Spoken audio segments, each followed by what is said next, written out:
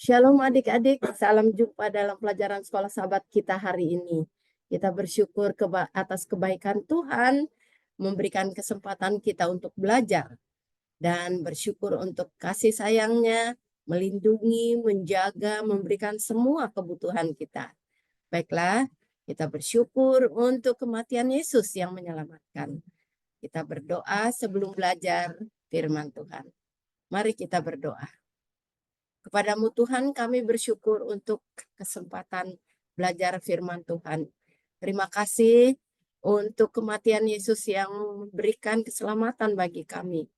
Biarlah Roh Kudus juga menyertai agar kami mengerti pelajaran kami pada hari ini. Dalam nama Yesus kami berdoa. Amin. Adik-adik, pelajaran sekolah sahabat kita tentang panah persahabatan.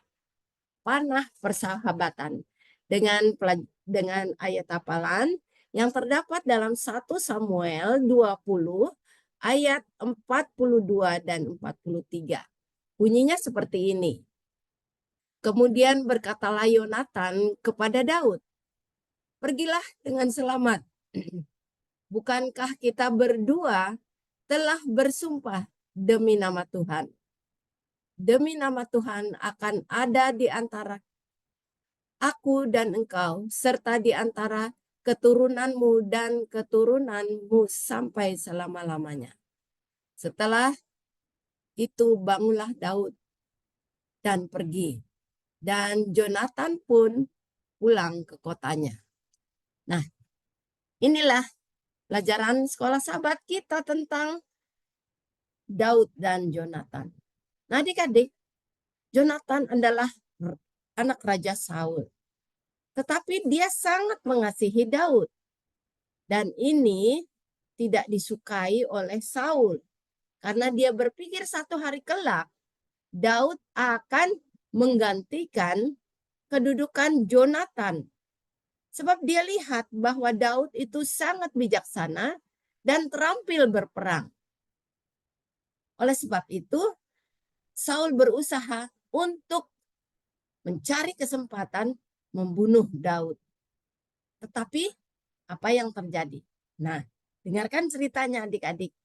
Pada suatu hari, Daud dan Jonatan harus makan bersama-sama bersama dengan Raja Saul. Sebab ini suatu kebiasaan setiap bulan baru, ya, mereka akan duduk bersama-sama dan makan bersama-sama.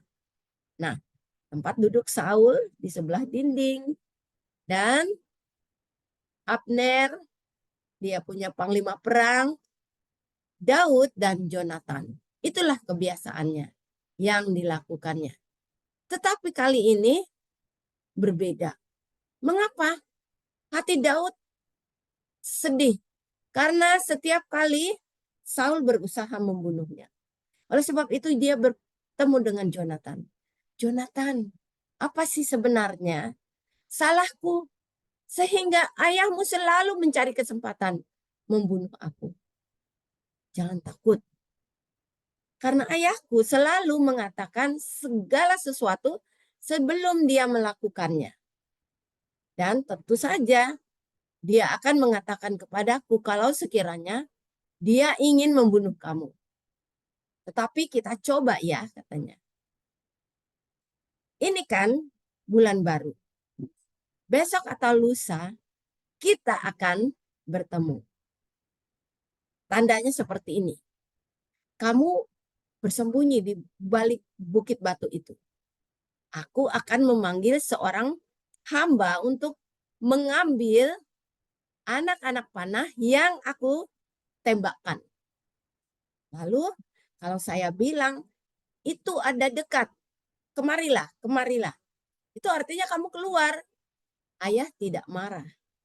Tetapi kalau aku mengatakan masih jauh ke sana, jauh lagi, lebih jauh, itu artinya ayahku marah kepadamu. Jadi tunggu ya, besok atau lusa. Nah, benar adik-adik, pesta makan itu diadakan. Daud tidak hadir dengan alasan bahwa dia akan pulang ke Bethlehem untuk mengadakan pesta perayaan tahunan. Jadi sekarang Saul duduk di tempatnya seperti biasa, Abner dan Jonathan. Dilihatnya tempat Daud itu kosong. Pada hari itu dia tidak mengatakan apa-apa. Tapi besok hari tempat itu tetap kosong. Lalu Saul bertanya kepada Jonathan, "Di mana anak Yisai itu?" Jonathan mengatakan sama seperti yang dikatakannya pada waktu pada Daud. Dia minta izin. Dia pergi ke Bethlehem untuk mengadakan perayaan tahunan. Saul menjadi sangat marah. Dia bilang, "Tahukah kamu bahwa kalau saja Daud tidak dibunuh, tidak ada kesempatan bagimu untuk menjadi raja." Wah, Jonathan menjadi kaget. Dia melihat ayahnya benar-benar marah dan berusaha untuk membunuhnya. Bahkan dia ambil tombaknya untuk membunuh Jonathan. Kesempatan ini membuat Jonathan lari dari tempat itu. Pergi ke bukit di mana dia telah bertemu dengan Daud. Mengambil anak panahnya dan melepaskannya. Kali ini dia mengatakan kepada hambanya, "Jauh, jauh, masih jauh lagi." Daud tahu apa artinya itu. Bahwa Raja Saul marah dan ingin membunuhnya. Nah, adik-adik, Jonathan menyuruh hamba itu mengambil anak panah dan pulang. Sekarang dia bertemu dengan Daud. Dia mengatakan kepada Daud, "Benar ayahku marah. Sangat menyedihkan. Tetapi ingat ya Daud, kita sudah berjanji untuk bersahabat. Tuhanlah yang menjadi saksi. Kalau sekiranya aku mati, ingatlah anak-anakku dan keturunanku. Dan biarlah kita tetap bersahabat." Sambil mereka berangkul dan menangis. Mereka akhirnya tahu bahwa mereka akan berpisah. Namun persahabatan mereka akan tetap selama-lamanya. Adik-adik, Jonathan dan Daud menunjukkan persahabatan yang sangat-sangat erat.